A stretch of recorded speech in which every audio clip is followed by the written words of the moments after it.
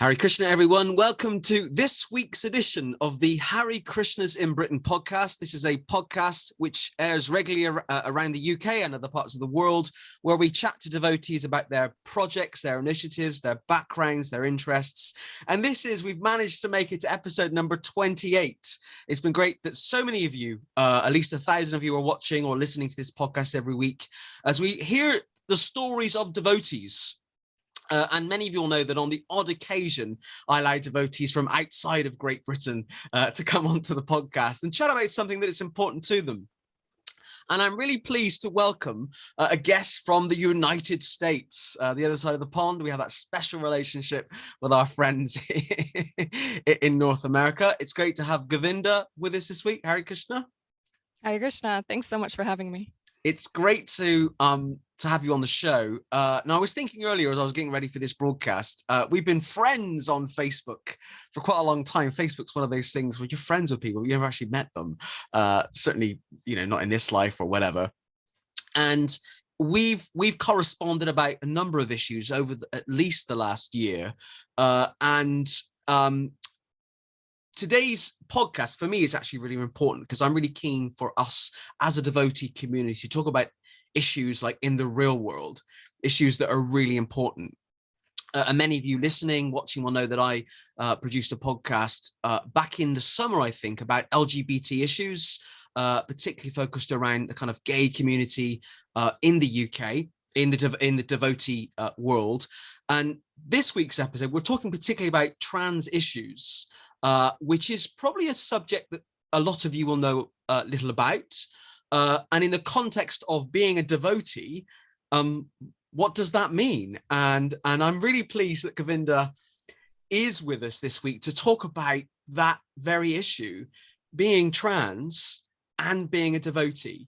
Because we want the Hare Krishna movement to be, well, I do anyway, to be inclusive and welcoming of all people. So let's start, Govinda. Just tell us a bit about yourself, where you're from, where you grew up, all those kind of, regular things. My story is typical. Well, it's funny. I'm going to say it's typically not regular in any way, which sounds weird to say typically not regular, right? But I didn't grow up in one place. I moved a lot, pretty much every 4 years of my life. So I was born in Santa Cruz, California, and have lived into Washington State, in New Jersey, in Barcelona, Spain, because I'm half Hispanic. I've lived in Utah. I've just kind of moved a lot. Utah. So yeah, I always think of the Mormons when I think of Utah. Yeah, it's because it's a theocracy. Yeah, that was interesting there. But yeah, so I'm not really from anywhere. I've definitely lived in California, maybe that's like the place I'm most from, you can say. And I consider that my spiritual birthplace because that is where I met the devotees. So I didn't come from a devotional background. Actually, I came from the opposite of a devotional background. So kind of a big atheist influence in my family, to the point where there was even a lot of active criticism about religion and theism and God. And I actually had an odd relationship with anything to do with religion and spirituality because it just wasn't a thing for me. And it first became a thing in school when I was getting bullied for not believing in God. And I was like, I don't even know what this God thing is. Like, what? And I actually determined at the age of 8 that anything that made people act this way must be bad. So I was actually anti-religion and anti-theism for a good amount of time. But then because of my own personal mental health issues, I started seeking answers. And, they say one of the 4 types who seek out Krishna, one of them is the afflicted. So because of my suffering, I just started asking questions, what is the meaning of life? What is my purpose? Things like that. And I was born in 1990. So I had the good fortune of getting technology at a young age and access to the internet. So then I could just research these questions at the age of 12. That led to some dark places online, but it also led to abnormal psychology. It led to different spiritual traditions, a lot of Buddhist things trying to answer these questions. I got into paganism and Wicca because I was always really interested in fantasy and I really wanted magic to be real. So that's kind of why I gravitated to that. Yeah, right, exactly. It was like, come on, is magic real and things like that. And I remember I tried to be a devout witch, and practice witchcraft, but I just remember thinking, this feels empty, like I don't really feel like I'm connecting with the so-called god and goddess. And I think now it's because it was piecemeal, right? Like that neo-pagan traditions often are kind of co-opting from so many different religious traditions. It's like they're taking the deities and removing them from the context. So it's like you're invoking the names of all of these deities from all of these different religions, and it kind of just doesn't make sense. It didn't make sense to me, at least. But later on, I ended up meeting this Christian boy who was Methodist when I was like 17, and he was really interested in debate. And so we would debate theism around that age. And a few times he stumped me when it came to arguments for a personal God. And, so I kind of opened myself up to considering, well, maybe I'll just check it out and see if there's anything there. And so it was around 17 when I first encountered the personal conception of divinity. And that really was life-changing. It was like the first time that I didn't need medication to manage my depression. I had felt something real there, but inevitably I fell away because I had all these questions that they couldn't answer. Like, well, how is it okay? If you can only go to heaven or be saved through Christ, what about like the people who have never even heard of Jesus? Like that doesn't make sense. Or a baby who isn't saved, a baby dies and then they're damned, things like that. Or like how is it okay for people who are homosexual to be damned? I don't know. So like tons of questions like that they couldn't answer. So I fell away, started getting depressed again. Went to the opposite extreme of LaVeyan Satanism because I figured, well, I considered Christianity. Why don't I consider the other side? I'm like open-minded to a fault sometimes. But basically, after I explored Satanism, was like, yeah, nope, that's not for me. And then I just thought, when was the last time I was really happy? And this was around when I was 20. And I was like, it's when I had God in my life. So I started seeking again. And I was in community college at the time. And I was like, I'm going to open myself to any tradition, any religion, any faith. I'll go to churches, I'll go to temples and synagogues and read all the scriptures, and just whatever resonates with me, I'll look into that more. So very much just asking God to appear to me in whatever way, he wants, essentially putting like the ball in his court. And I started trying to read the Bible again and was like, oh God, this is so dry. I can't get through this. And around that time, I was sitting on campus one day and I totally had the hippie stereotype where like my head was shaved. I was wearing crystals, a long flowy skirt, and had a bag with Ganesh on it. And so there were local devotees from the Sri Chaitanya Saraswat Math in Soquel, California. This is where this was. And they had a bhakti yoga club at that college. And so of course, when they saw me, they just like made a beeline for me and were like, hello, have you heard of bhakti yoga? And I was like, no, what's that? And so then they invited me to, attend the bhakti yoga club meetings every Monday it was at the time. And I just remember thinking, wow, I've studied a lot of philosophy. I remember reading the Greeks, like Socrates and Plato and Aristotle, and thinking, this is deep. Like I already had these thoughts when I was like a kid. Like this, this is like not even scratching the tip of the iceberg.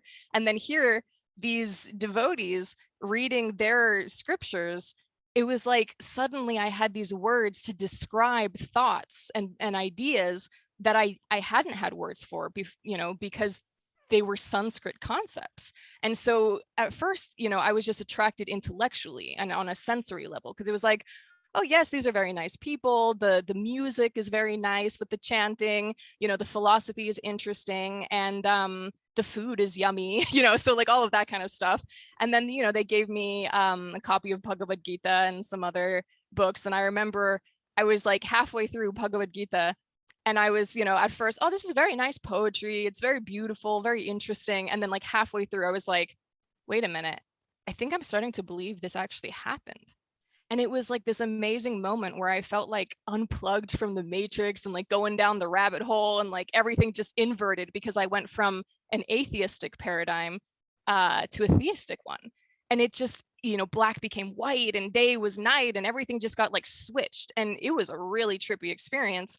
And from that point on, it was like everything changed and I could never go back. So it was just a few months after when they invited me to stay in the ashram, and I asked for initiation, and then I moved in, and then I went to India, and basically the rest is history. I'm still here.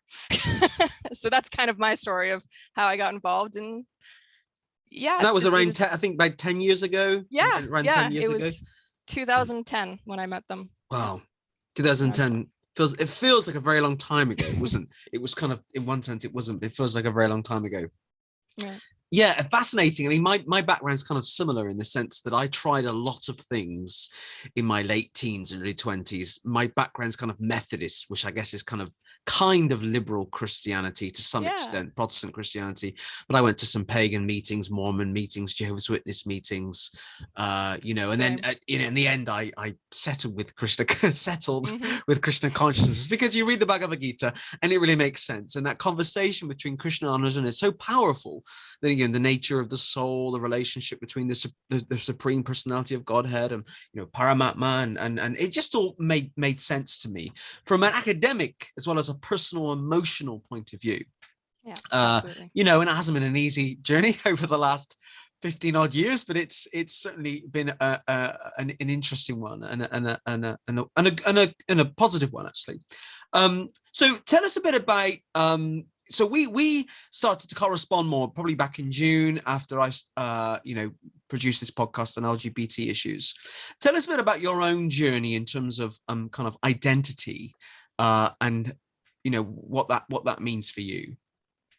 Yeah, I think that for me, my whole life, this time around the wheel here, it's been concerned with identity from a very young age.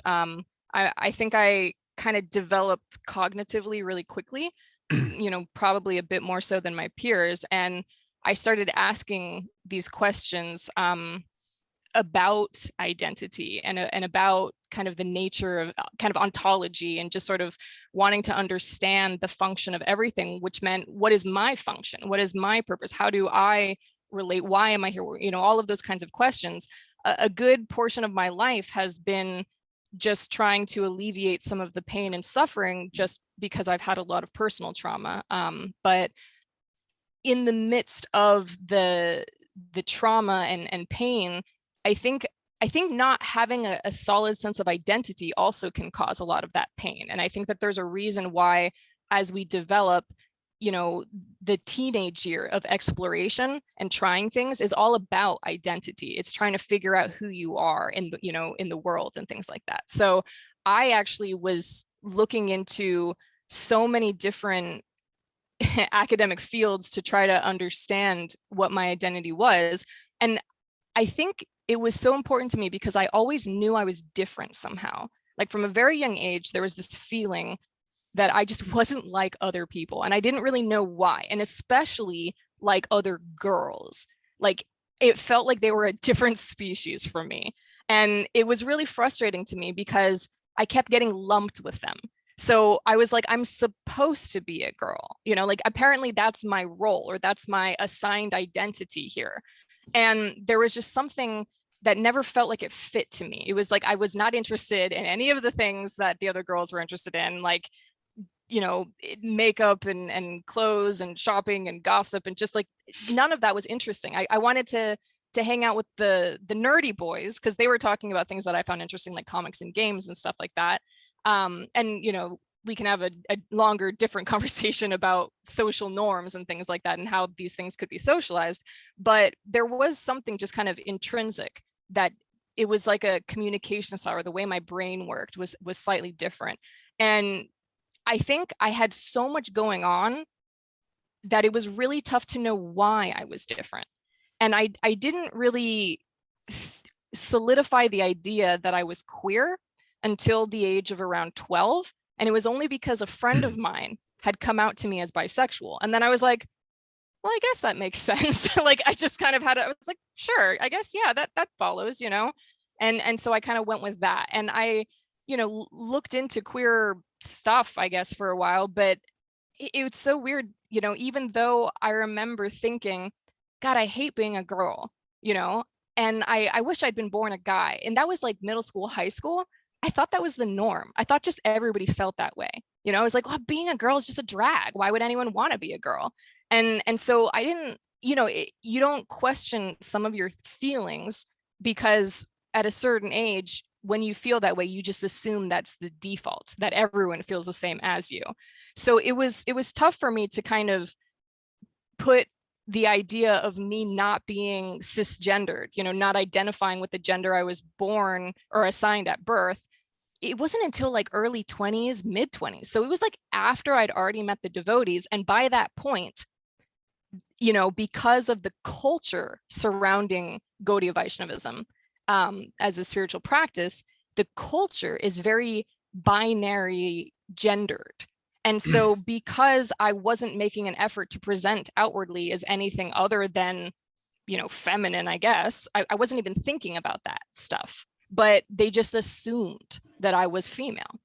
And I didn't correct them because I hadn't thought about whether or not I did identify as female, really. I just knew that I didn't like being female. But then they started saying, well, you're not your body anyway. And I was like, well, cool, great. That's great, because I don't like my body and I don't feel like it fits me. But then they, you know, referred to me as Didi, older sister. And they gave me a name, which was Devi Dasi, you know, like feminine servant. And then they were saying, okay, don't associate with the brahmachari boys, or, you know, like you should hang out with the women or do service with, and I was just like, but why? You know, if we're not this body, why do any of these things matter? So it was kind of confusing. And it was honestly like almost because of how gendered the culture was that I think I started thinking about whether or not I even felt like I identified as a woman. And so you know, it did actually take a while for me to be like, you know, no, no, I just don't think that's who I am, actually. And I understand that who I am is not my body. So sure, eternally I am a Jiva Atma, and all of the spirit souls are feminine because we're intended for Krishna, the soul masculine. However, feminine and masculine on a spiritual level have nothing to do with bodily, you know, matters in the material world. That has nothing to do with material gender. And gender, which can be linked to biological sex and often is influenced by that, they're still separate ideas here. So for me, you know, I struggled a lot, and I think I stayed in the closet for quite some time because of fear of coming out in the devotional community, because I didn't know anyone else who was openly trans, actually. So, you know, it was really early 20s to mid 20s when I started to really think about these things and started to realize that a good portion of my mental illness and distress and feeling different my whole life probably was due to being transgender. And I didn't know how the devotional community would react if I said anything about that. So you're in your early 30s now, I think. Yes. So what age did you come out as transgender? Well, I came out quietly to a few friends here and there over the years. I came out to my non-devotional communities first. And that, I think I started talking about the fact that I identified as a non-binary or third gender person, neither female nor male exclusively, but transmasculine, kind of resonating with the masculine expression, external expression of identity a bit more. That was, I think, again, mid 20s. So like 25, maybe 26, 27, something around there. But at the same time, I was trying to embrace my femininity, because I was thinking that, you know, a lot of devotees say you're born into a certain body, that's your karma. And also we sort of choose the bodies. So it happens for a reason. So I was like, well, maybe I have, me having such an issue with being feminine and being perceived as a woman and things like that. Maybe my lesson this birth is to try to embrace it somehow. So I challenged myself by trying to model very feminine looks. And so even though I was talking openly about not identifying as, a cis woman, that's all people saw because of the modeling photos that I was doing being so feminine. So it kind of was like a moot point that I came out. It was like no one cared, no one like took it seriously and they all just kept calling me she. And I didn't really correct them because I was like trying to embrace the femininity, but that backfired horrendously. And I felt way worse after doing that because it felt like I got all of this icky attention, and that's not why I did it. And it just reinforced how this didn't feel right. So, long story short, I didn't come out to the devotees until just a couple years ago. And that was after I had a big breakdown. I've had many breakdowns in my life, but this one was after I received my autism diagnosis. And being diagnosed as autistic was like, you know what? Maybe I'm just not like other people, and maybe that's okay. And so at that point, I just dedicated myself, like the past few years have just been trying to dedicate myself to authenticity. Like, who am I really this birth, on a material level? Like, I know who I am on a spiritual level. Like that's not in question. That's always a constant. And I always have that to go back to as a comfort point, But on a material level, I was struggling with my identity because you have to have a role in society. You have to present as something so people know how to interact with you. So finally, I was just like, you know what? I'm just going to come out to the devotional community and put my faith in them to see if you truly are concerned with the soul level, then no matter what's happening on the bodily level with me, that shouldn't be a disqualification. I've heard there's no disqualification here, right? And body consciousness is what we're trying to get away from. So if I'm not my body, and this is just a garment that I've put on and will take off, what's the harm in me tailoring my garment to make it suit me and fit me better this lifetime if I have to be in it for another how many decades? It's currently causing me distress, and that's distracting me from my ability to just focus on service.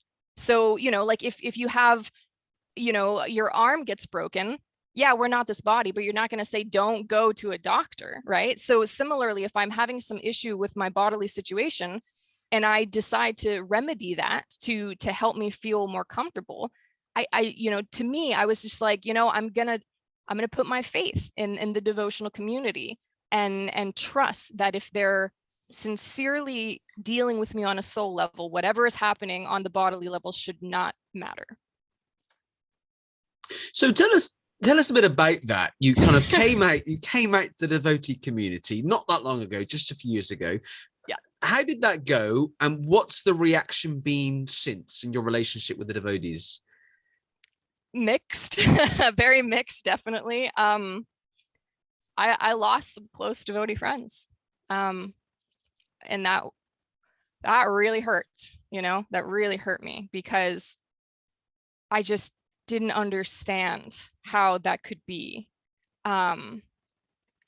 They didn't give any good reasons either. They just were like, I can't associate with you anymore. And that was pretty devastating. But I just, I kept going and just little by little revealed myself, or just came out to devotees that I trusted. Some of them broke my trust and, said things that were kind of hurtful. And then, but it was largely coming from a place of ignorance. And I don't fault people for being ignorant, because we're all ignorant on some level, to some things, and ignorance can be corrected if there's a willingness to learn. And so some might, some said some ignorant things, and I helped them to understand why, and they were able to adjust, their perception of things. And that was wonderful. And so there were some friends I didn't lose. But the most startling thing to me was when I came out to the senior devotees, acharyas, and gurus. And it shouldn't be startling. It should be obvious because they didn't care, which is what I expected, right? That was what I actually expected from the devotional community at large. Is it's just a bodily thing. It has no bearing on anything spiritual. It really shouldn't matter. And so when I came out to, the guru who gave me my name on as a Ritvik on behalf of my Diksha guru, I was like, well, the name that you gave me is feminine gendered. And it's still beautiful. Like, yes, I am still the eternally aspiring servitor of Govinda Nandini, she who gives bliss to the Lord of the senses. Absolutely. However, for the devotees, for the community, to help them understand that I'm trying to move away from the feminine role in the human society, it might be easier if I had a different name, or if I was going by more of a masculine coded name, so they could kind of get that.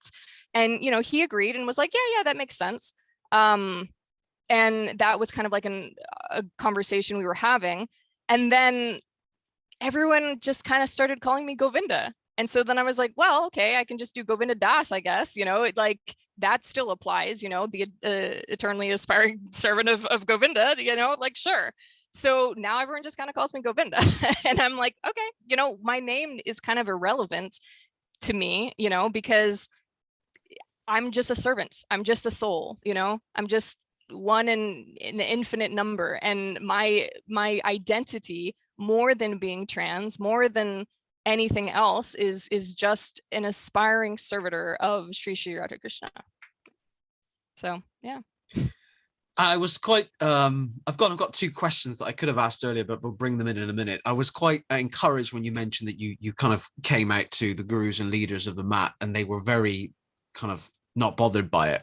I was kind of worried actually what your answer was what you were going to say. Yeah. But I was quite encouraged by that. And the guru that gave you your name was Janardhan Maharaj, who I've come to know, get to know through Zoom over the last year, and I've become quite I've come to like him quite a lot because he is very open and tolerant and inclusive, and he's a great example of a leader, of a spiritual leader, actually, one that accepts anyone for who they are in their life. My questions, I think I probably could have asked them earlier, but we'll kind of bring them in now. One was, what was your childhood like? What was your upbringing like? Was the first question, if you want to talk about that for a little bit. And the other one was in reference, if you feel comfortable talking about your kind of mental health. We've talked a bit about mental health. We've messaged each other about that. If you're happy to kind of talk a bit more about that and some of the struggles that you've been through.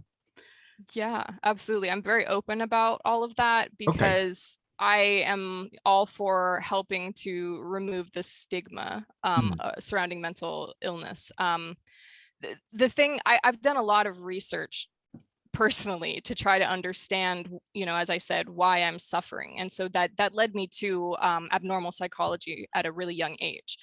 And recently, within the past few years, after learning that I'm autistic, then I started looking into neuroscience as well, and kind of the relationship between psychology and neurology, and they're inextricably linked. And it turns out, essentially mental illness seems to be there's genetic markers that you inherit. And these markers are predispositions to developing in certain ways, but it's not a guarantee. Just because you have the genetic marker, there has to be an environmental activation. So that means that if I genetically have a predisposition for developing mental illness of any kind, which I did on both sides of my family, there was a history of mental illness, then it's way more likely that if I am experiencing certain types of stress in my childhood, like the pivotal developmental stages, it is far more likely for mental illness to develop. And so that is what happened. So because I had a ton of stress in my early childhood, all the way from in utero, because my mother was stressed when she was pregnant with me. So like already, the cortisol was higher, the serotonin and dopamine, everything, the good chemicals were lowered. So I basically came into this world with a predisposition to suffer. So, it's been a really hard life for me. I became suicidal at the age of 12. I was self-harming. I didn't want to live because life was so painful. And I think that the combination of not understanding why I was different. And, it would have been so helpful had I known that I was autistic at a young age, if I'd known I was trans at a young age, but these things were not talked about. And they're still not talked about nearly as much as they should be. And especially they should be taught to children, because it seriously changes everything when you have an explanation for why why the other kids just don't seem to like you, no matter how hard you're trying, how hard you are trying to fit in. There's just something about you that the kids can sense is different, and different is bad. Like, that's what we've been conditioned to believe, in our societies here. So, I had so much suffering, and also, like I said, developing cognitively really quickly. I also was constantly challenging my teachers and the authority figures, because I could see all of this injustice, all of this cruelty, all of this lack of logic in terms of the curriculum. History, I had a big problem with. I was just like, well, hold on here. And I was constantly like nitpicking, what we were studying, and I would get in trouble and sent to the principals all the time.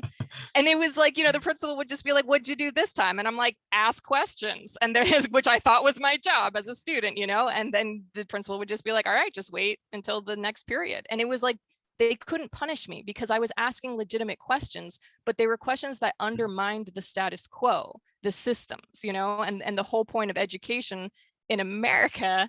I can't speak to anywhere else because my experience has been in America, but it's kind of been to condition us into a certain way of thinking. And that never took for me. So my upbringing was just full of the pain of feeling not understood, not valued, not seen. I felt like an imposter, like I was always trying to pretend to be someone that I wasn't. And I also think that if I had been raised with Krishna consciousness or some sort of theistic conception that was taught to me in a non-toxic way, that could have made a world of difference for my mental health as well. But unfortunately, that's not what happened. Although we can say, if everything happens as it's meant to, I was born into an atheistic family, and, with a lack of understanding a lot of things, so that the suffering would drive me to seek out answers. And that is what led me to Krishna consciousness, we can say. So I don't lament things, really. I think that things do happen for a reason, but I will never say that I did not experience an extreme amount of pain and suffering this lifetime. And it is largely what has caused me to become the person that I am today, which is someone who values empathy, inclusion, diversity, equity, things like this, just because of how greatly I did suffer. I'd be quite intrigued to know what you were in a previous life or previous lives. It sounded like you were very intelligent from a young age, questioning things and trying to understand your identity. I mean, I was questioning things, but not till I was like 15, 16. Was I asking the kind of similar questions that you were probably asking under the age of 10. So I'd love to know what what your kind of previous lives were like. Tell us a bit about in terms of, if you want to, your kind of relationship with your parents. And I mean, you're in California, right? I think. I'm in Washington State now. Washington State, but you're from California. Which, yes. sorry, you explain, but okay, you grew up in California. Kind of. A certain period of my life, yes, and then another period was in New Jersey. So anyway, California. Sure. California, my understanding, it's quite a liberal state, isn't it? It depends on where you're from. Yeah, in California. So tell us a bit about your childhood and your relationship with your parents. Yeah. If you want to. Yeah, of course. No, I'm an open book. I don't, I can talk about anything, no problem. I just real quick, I wanted to say that I've thought a lot about who I was in previous lives. I've thought about that a lot. And just, the thing about why, sure, we can say that, maybe I was very intelligent from a young age, but I also think that being different makes you question things at a younger age, because you want to know why that you're different, So it's almost like you don't have a luxury to not question things when you are different. So I just, to answer that kind of thing about why I started questioning so early, I think it's just kind of that too. But so my relationship with my parents, definitely complicated. My father, my biological father, he survived 2 dictatorships. He was born in Cuba, and they fled. He and his parents fled when Fidel Castro came to power, and then they went to Spain, and then Francisco Franco was in power. And under both of these regimes, being homosexual was a crime, and my grandfather was gay. And so my father experienced a lot of really intense, really dark things because of, just the political situations of the countries that he was living in. And I don't think he ever processed his trauma. He became a very morbid, a very dark, and a very intentionally blasphemous person. He would desecrate anything sacred and holy, because I just think that was his way of coping with his trauma. And so for me, I grew up in this world, that was like a horror land. And my trauma is very unusual as such, because people don't really think about what growing up in a home where the father is, has like a wax head that he puts in a fruit bowl, and it's so realistic, and you're like 4 and you're terrified that that wax head is going to come to life and like look at you, or he's like putting it on a broomstick and dancing around the house singing to it, and he has like a coffin custom made that he just lays in sometimes, and just like just like a really creepy person. Like adults will hear this stuff and they laugh, they think it's funny, and it's like, as an adult, maybe, sure, but as a child, my brain hasn't developed. This is, I just came into the world, and this is what I'm being exposed to. It was terrifying. It felt like I was living with the devil, and he liked being seen that way. He derived this weird twisted pleasure from scaring people, including his child.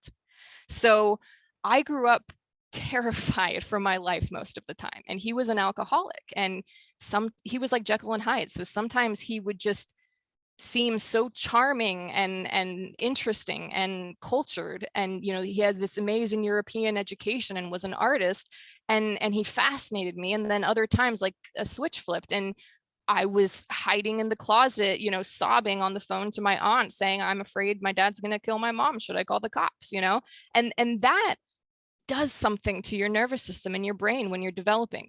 Like, people say, oh, but that was then and this is now, you got to let go of the past. And it's like, when that happened during pivotal developmental stages of your brain, it's hardwired into who I am now. I can't just forget it, like it's just part of who I am. And yeah, I've done a lot of trauma work. I've done a lot of therapy to work through this constant state of fear that I've existed in, because that's all I've known since I was a child. And yeah, I've made amazing progress, thankfully. But, even though I don't have the same triggers and I'm not having the same trauma responses anymore, I talk about my upbringing because I think it's important that people understand how easily impacted children are by the things their parents do and by the environment they're living in, how that it shapes their core neurological structure. And if you want children to grow up in a well-adjusted manner, you have to make sure they feel safe, and you got to put aside your own weird, twisted sense of humor or your own, proclivities to the dark things. You just, it's not okay to expose children to certain things, under certain ages, because it'll get inside of their brain and then it does things to them. And my mom, she tried her best to protect me, but she also had so much trauma that it was really tough for her to be there and to, I don't, growing up, I blamed her a little bit, but but that's like what children do. They blame their parents, but after I became an adult and studied psychology, then I understood her behaviors and why she made the choices she did. And I truly believe that she always did what she thought was right and was doing the best she could. But it was really tough when the man she'd had a child with was just so unstable. And so they did divorce. And, I did end up getting a stepfather who is a great person, but unfortunately, I could never really bond with or connect with because of all the damage that had already been done from my other father figure. So, that's a little taste of my upbringing, and it's been really dark and really twisted and really difficult. And I've had so much trouble trying to just be a good little devotee when I have all of this darkness, and I came to realize that I can't really separate, what happened to me on a material level from my spiritual journey. I have to find a way to use what happened to me this birth to go deeper in my spiritual life and my practice here, that I need to find a way to see what happened to me as a positive, as weird as that might sound. But it did teach me things that I never would have learned had I not had those experiences. Thank you for sharing all of that. It's Yeah. really interesting, I think, for people to hear some of the things that you've been through, and how what we see and experience in our childhoods does shape us, so to speak. And I won't necessarily talk about it here, but some of the thing about my childhood and some of the things that I saw and I experienced has shaped me in different ways. Let's talk a bit. I want to talk. This actually wasn't one of the questions necessarily that we talked about before, but I want to talk about, because hopefully you're one of the few people that can maybe give an insight into it. What is the trans devotee community like? In the sense that, I've had to virtually go all the way to the United States to talk to a devotee who is trans and is willing to speak about it in this way. I'm not aware. I've been around the Hare Krishnas for a long time in the UK, and I'm not. And there's quite a lot actually. The Krishna conscious movement is probably about 8,000-9,000 in the UK, which is big for an island. Oh yeah. And I'm not aware of any trans devotees. I not that I can think of. But I've seen that you've done some bit of campaigning work online. And tell me a bit about the trans devotee community, if Yes. at all.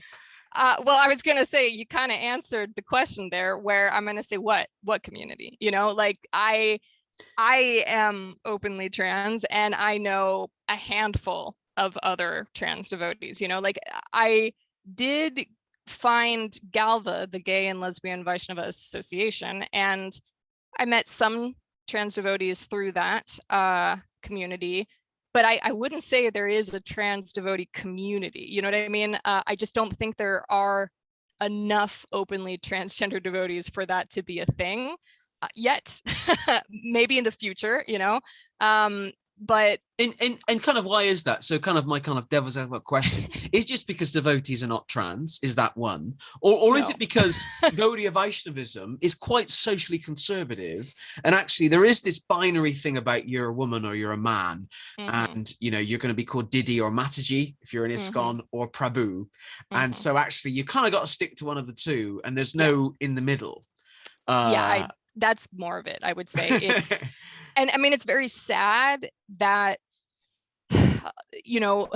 trans people have always been around, and in fact there are trans people in Gaudiya Vaishnava scriptures even. I mean, there are many instances and accounts of I mean, there was literally an entire third gender in the Vedic society, so they were fully aware that there wasn't just man and woman.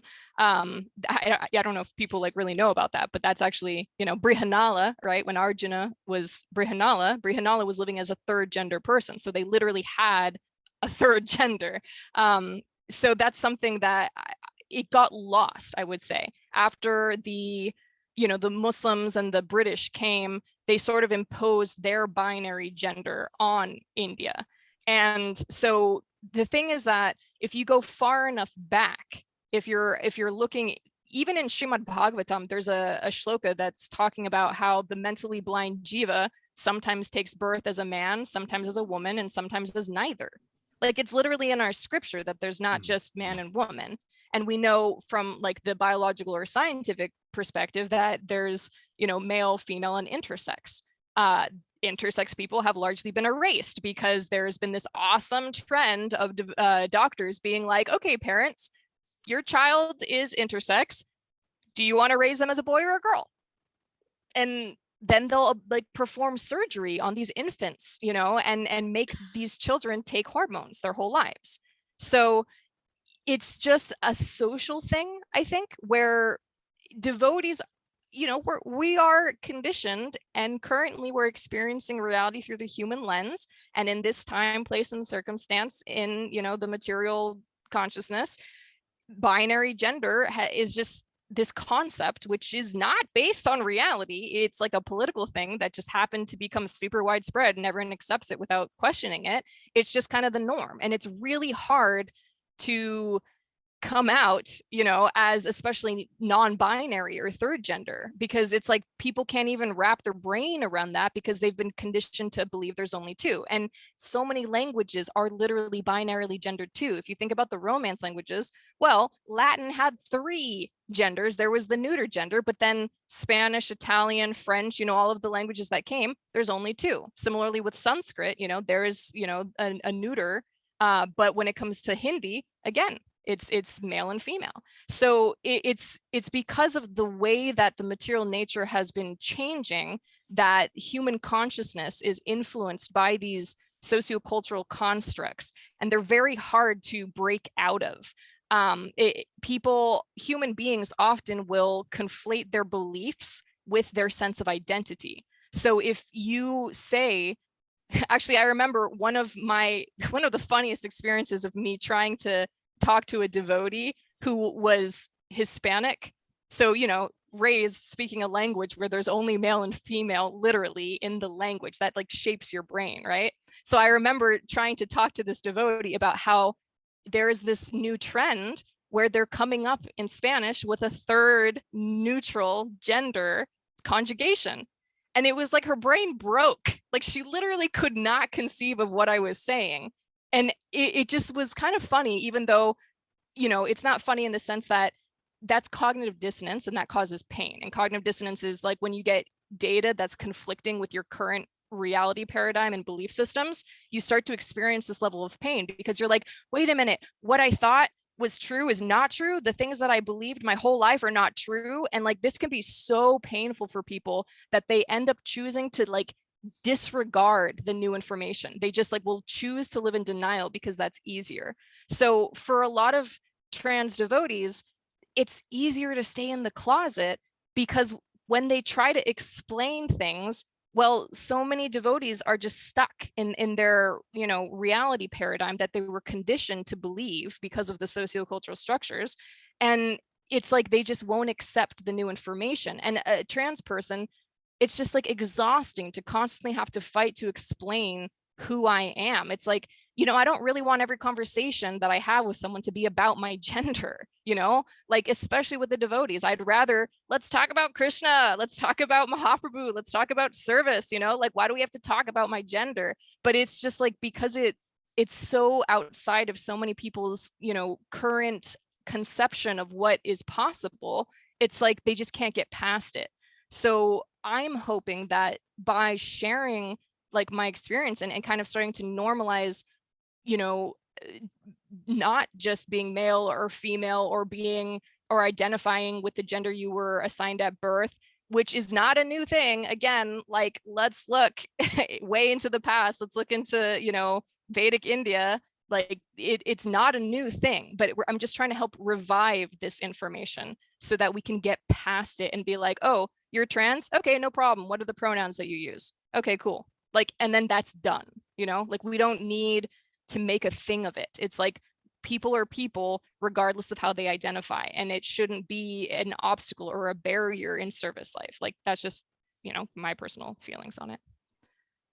I really appreciate that. It's it's great to hear what you're saying, particularly about the small but important trans community in Gaudiya Vaishnavism. And I hope that certainly after we've broadcast this, anyone who feels they want to get in touch, maybe with Govinda or with myself, to discuss these issues, please do. I will certainly be passing them over to Govinda, who's far more qualified than I am to speak about trans issues, but they're really, really important. I've always been of the view that whoever you are, in the Hare Krishna movement, in the Krishna conscious movement, you should feel comfortable to be yourself, and whatever that means for you, because Chaitanya Mahaprabhu wanted this to be a movement for everybody. Anyone can chant Hare Krishna, not just people that identify based on a certain gender. And if we're really going to be an inclusive spiritual movement for the 21st century, we have to include everybody, not just those that fit into a certain model. Which leads us on to my next question, actually, in terms of how can we ensure that, I guess, devotees that are trans, or those that are kind of in the movement already, and people that are transgender that are outside the movement, looking at Krishna consciousness as perhaps a spiritual practice they'd like to adopt or take up, how can we ensure that trans people feel included and are included in the Krishna consciousness movement? I think it's, pretty simple. I think there's a new trend that's occurring where when we meet someone, we ask their pronouns, like right off the bat. So instead of assuming someone's gender, instead of looking at someone and based on, their body and what you think, their biological sex is, instead of just defaulting and making that assumption, say, hey, I'm so-and-so, I use these pronouns, even if you're cisgendered, to normalize that, you can say, your pronouns, and it helps the trans person feel more comfortable to reveal that they're trans. And just to remember, when we receive initiation, we get a new name, and immediately everyone starts calling you by that new name, and that's not a problem. So it's about, if you care about that person, you will choose to remember that fact. And if you are truly associating with someone on a soul level, not a body level, then why is it a problem to use a pronoun set that doesn't match up with what your idea of that body and like gender is? Because we have to train ourselves to see past the body level, the material level. If you're struggling with pronouns, that's a good sign that you're still caught up in the material level and you're seeing people as their body. So right there, it's actually an excellent practice to help us break out of the conditioning of seeing people on the bodily level. And so, right off the bat, I would say asking someone's pronouns and then really doing your best to commit to memory. If you can remember that that person is a trans person, then you should be able to remember what their pronouns are. And, I understand it's hard for people who have lived many, many decades thinking that there's only two genders and that transgender is not a thing or whatever it is. I get that.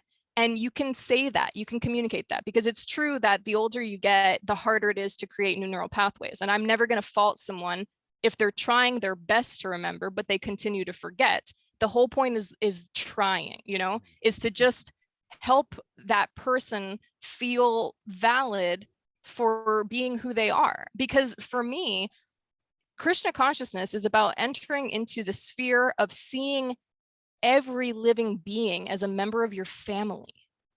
Like, this is a family. And even though families are kind of broken now in this world on a material level, if we really think about what a family is, it's love.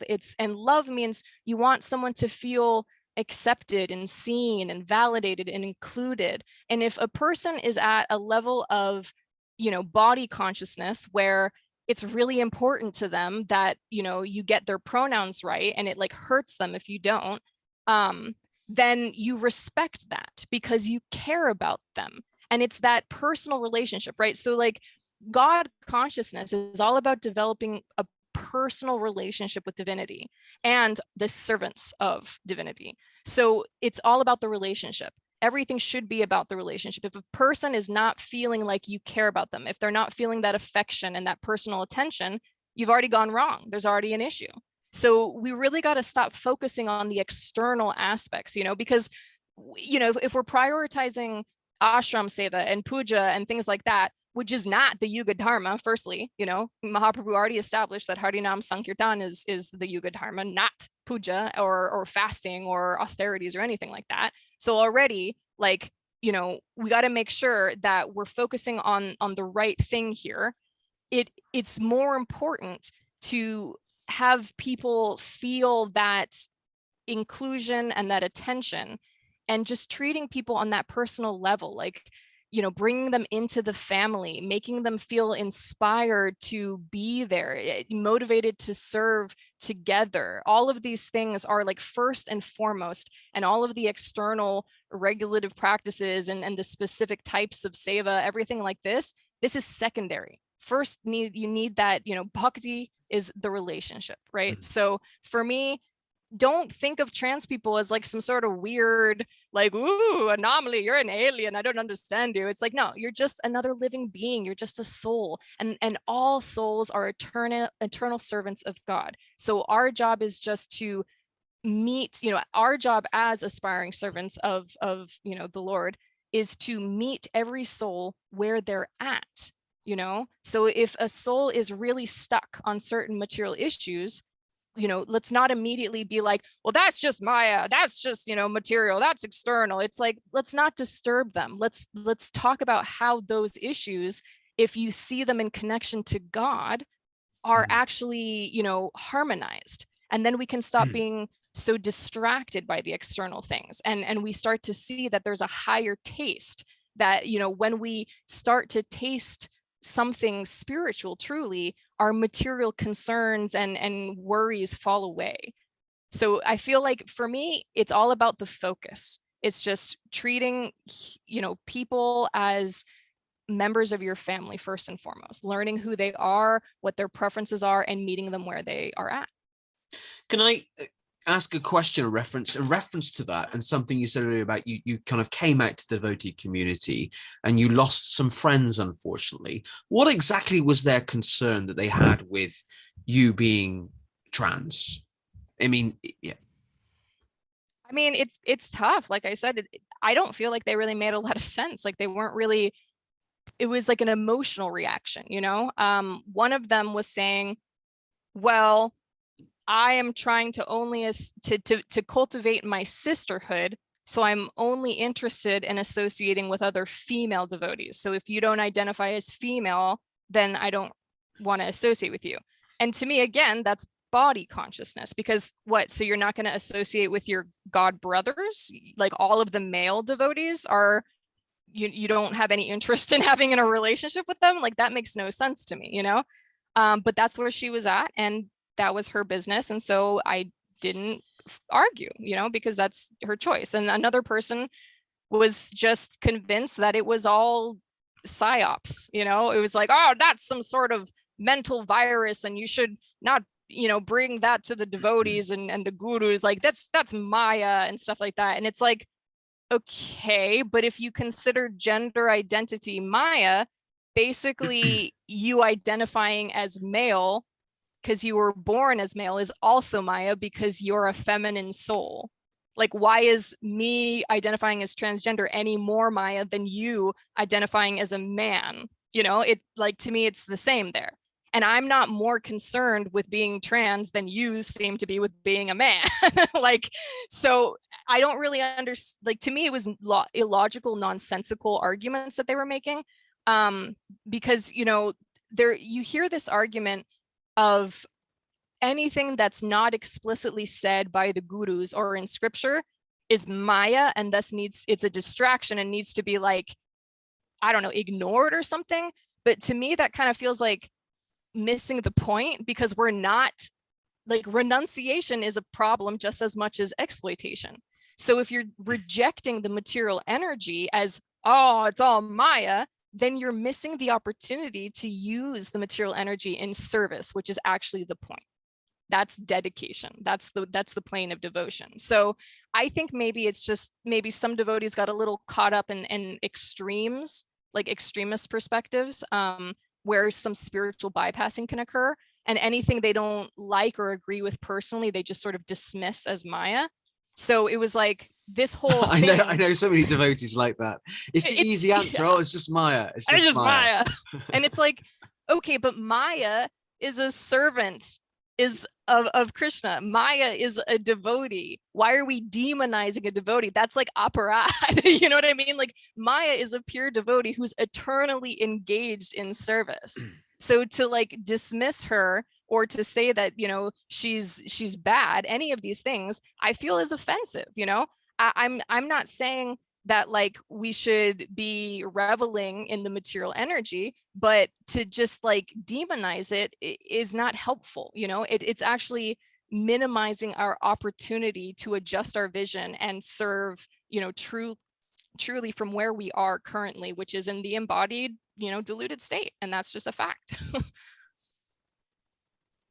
I'm just trying to digest all of that. I mean, you always provide so much information when I ask you questions, and I'm kind of digest it before we go on to the next one. Believe it or not, Govinda, we've been chatting for an hour. It's gone really quick. It's been fantastic. Yeah. One question I want to ask you, I want to give, if possible, a bit of a plug to Galva.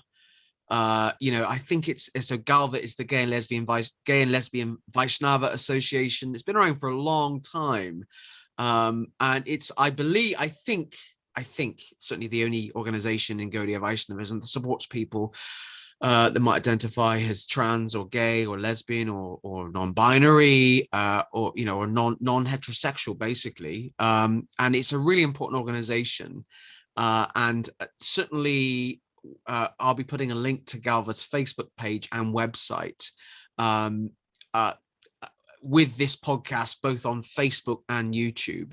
Have you what's your experiences with Galva yourself? Are you a member of the organization? Are you involved with the things they do? You know, I guess it's funny. I've never really been very involved in any queer organizations, secular or religious. I think it's just because a lot of queer people can be very I say loud, you know, like pride parades are very loud, and I'm very much a quieter person who's introverted, you know, so I kind of always exist on the periphery of queer organizations. But what I've appreciated, so I'm a member of like the Facebook group, the Galva's Facebook group, and I have read stuff from their website. Some of the stuff I don't find like super interesting personally, because it's about like sexuality, and to me that's just not like a personal interest. So I like reading about the third gender stuff primarily because in you know the Galva website they talk about the existence of third gender in the Vedic culture, and to me that's fascinating. You know, like for me, discussion of sexuality is just like, who cares? That's personal business, you know. Like whoever people love and want to be with, like that's, you know, that's their business. Like I just don't really know why that's a thing that people talk about. But like gender is like, it matters because it's how people treat you, you know. Like to me it's weird that people would treat someone different for their sexuality, but you know, that's a, like to me I don't even understand that. But when it comes to being trans, you don't know what someone's gender is just by looking at them, so you don't necessarily know how to address them. And so that's why like gender is more important, because of the way that we use language, like the pronouns and things like that. It you know, in Sanskrit they had a pronoun for that was like tad, that could be applied for any gender. And if we had something like that in English, I feel like gender issues would be less prominent, because it really wouldn't matter, because we'd have one word that applies to everybody no matter what that person's gender is. But because of the fact that we have he and she and now they, I mean they has been around since like the 1300s, used in single form actually. It just, people don't think about that.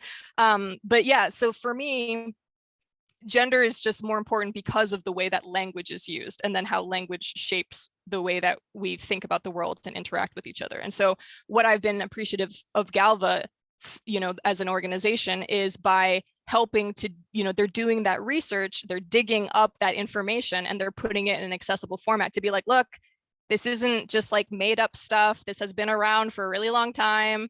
You know, like let's just normalize it again. It really shouldn't impact anything devotionally. And so I like that they have created kind of a safe space for people to go to just be themselves and talk about how hard it is to just be yourself in the devotional community, which sounds sad. And I hope, I feel like it shouldn't be a thing. But it just is right now. So it's nice to have a place like Galva where a queer devotee can go and just feel like they don't have to pretend or hide. I was having a conversation with a friend of mine earlier today who's a Church of England vicar or priest, so Anglican, and we were having a conversation about but I don't know how we even got into this conversation, talking about kind of sexuality and transgender issues in the Church of England. And for all of its faults, the Church of England, the Anglican Church, is much further ahead on the social scene than Gaudiya Vaishnavism. They allowed women to become priests almost 30 years ago. A lot of mats are still struggling with female gurus or Vaishnavi gurus, which I find completely bizarre. Right? And the Church of England, and this, my friend, I know he won't be listening to this, he's quite evangelical actually and quite conservative, and I've known him for a long time. But he kind of said to me today in a roundabout way that he might even allow, how do I say this? He was quite open to transgender people joining the church and homosexual people joining the church and being included, part of the family. And it just felt so nice to hear him say that. And I know that he's from a different kind of social background than me.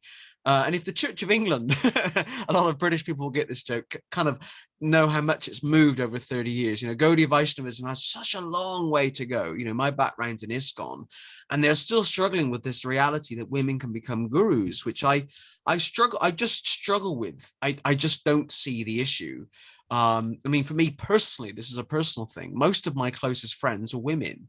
I get on better than with women than I do men. I'm from a single parent family. My mother was like my guru growing up, so I probably have more respect for women than I do men actually, in terms of that kind of biological identity, and it's painful. I think for me, and a lot of other kind of liberal-minded people in the movement will struggle with, we've got this kind of Hare Krishna, Krishna consciousness movement in the West that is wanting to appeal to Westerners, but is struggling because it's still stuck in its kind of socially conservative heritage. And I'm not saying it has to completely shake that off. I understand that, but it's got to really reach out to people in terms of where they are in their lives. And, unless, and a lot of, I can't speak for the United States, but in the UK, a lot of the older devotees, so Srila Prabhupada disciples in ISKCON would say, actually, ISKCON in the UK has become more rigid. It's become more stuck. It might, certainly back in the 60s and 70s, anyone joined the Hare Krishnas. I think Srila Prabhupada's first two disciples in the UK were two gay men.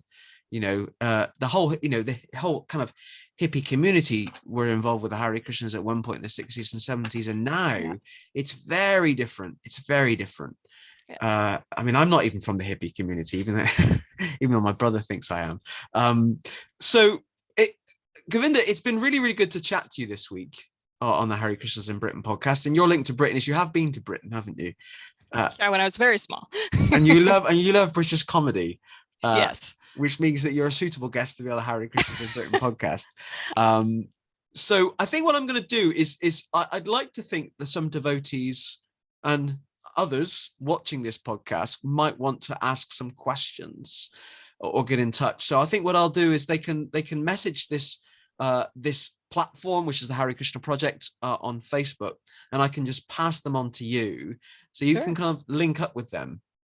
And provide any support or advice or guidance or help that people may need. So I don't know, any final words from yourself before we say goodbye to everybody? Anything you want to say?